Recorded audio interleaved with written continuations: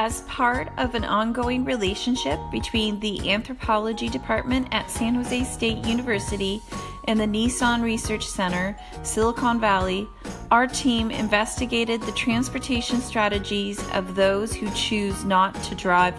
In our study, non-drivers are people who choose to drive automobiles for less than 25% of the time they spend traveling. We researched existing literature from a variety of disciplines, distributed a survey, interviewed self-identified non-drivers, and acted as participants in alternative transportation strategies.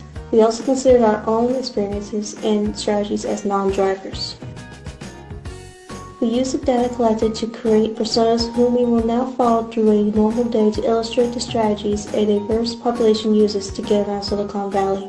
We will also examine the constraints and challenges that impact their decisions. Dion and Portia are a 30-something couple living together in southern Silicon Valley. Dion works fewer than 10 miles from their home, and Portia works about 20 miles away. Each day they use a separate set of mobility strategies to get where they need to go. Portia rides her bicycle to the heavy rail station and stores her bike in a locker. From here, she takes a commuter train to her job in the northern part of Silicon Valley. Her train pass is subsidized by her employer. Dion walks about 20 minutes to the light rail, which he takes to a stop near his office and walks the rest of the way into work. All of our respondents use a mixture of methods to get to their various destinations. Each individual's mixture of methods is adapted to a variety of life situations. Even daily activities utilize a set of linked methods to get from A to B, with a tailored strategy developed for each activity and destination. Weekly trips to the grocery store might involve walking with a cart, while less frequent trips to durable goods stores require renting a large vehicle to bring purchases home. Susanna is a student at Silicon Valley University. She has chosen not to bring a car to campus despite having the financial means to purchase one. Susanna walks from her home to the light rail station for a short ride. She missed the early train today, but can still make it to class on time as she rents one of the motorized scooters that have recently appeared around downtown. While none of our respondents considered the primary cause of limiting their driving time, the cost of owning, operating, and parking a vehicle were commonly discussed by respondents as a factor in their decisions to seek alternative means of transportation. Martin is a middle-aged professional and lives approximately 60 miles from work, and like our other personas, utilizes a mixture of methods for his 2-hour commute. He does own a car and starts his commute by driving 10 minutes to the train station. In the morning, Martin leaves the house by 7 a.m. so he can catch the 7:19 a.m. train. If he misses the 7:19 train, he has to wait for the next train, which is an hour later. This means that time is an important factor, and Martin often arrives early to the train station so he doesn't miss the 7:19 a.m. train. Martin's commute to work takes approximately 2 hours every day. While on the train, Martin often will sleep, catch up on emails, read, or listen to an audiobook.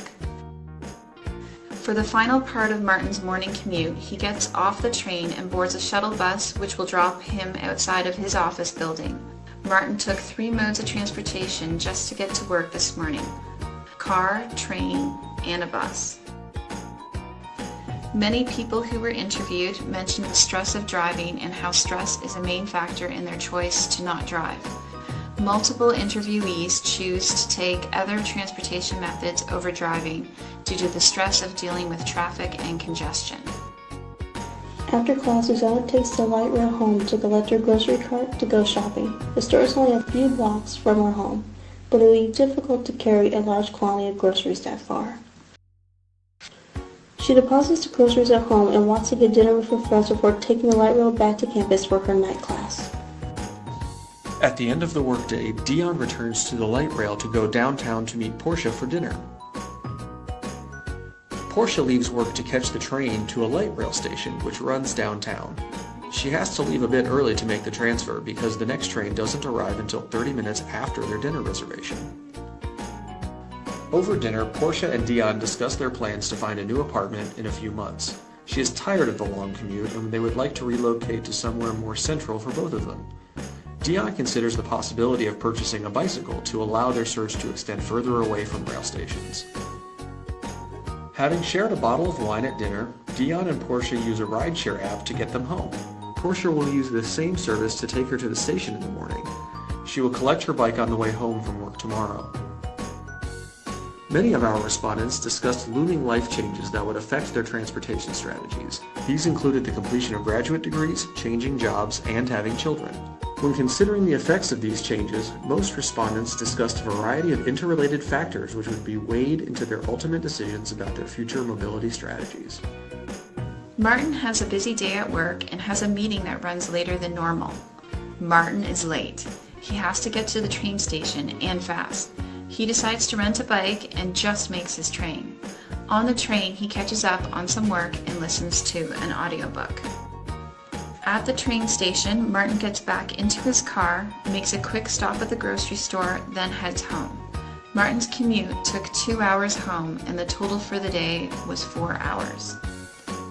When considering the effects of these changes, most respondents discussed a variety of interrelated factors, all of which would be weighed into their ultimate decisions about future changes to their mobility strategies.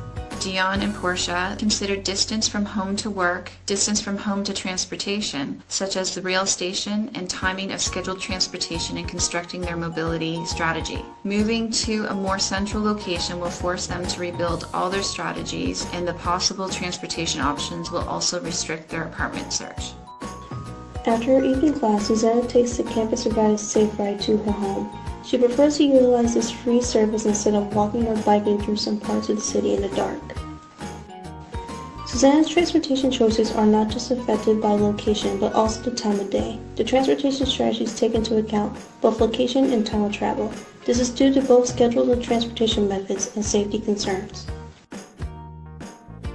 Each of our personas navigated through their day using a tailored transportation strategy developed within the constraints of their destination, home, and available transportation methods. We also saw the effect the persona's future plans will have on these strategies and found that all of these decisions were interconnected. When asked about their hopes for the future of transportation, most of our respondents were concerned with lessening the impact of changes such as new jobs or apartments, or hoping a life change would mitigate their current travel problems. One respondent did mention the ideal future would involve an autonomous car picking him up from home and dropping him directly to work. New modes of transportation and services appear in an attempt to provide additional options to non-drivers. The recent local crisis of adults terrorizing SF on tiny scooters is an example of the conflict these changes can elicit.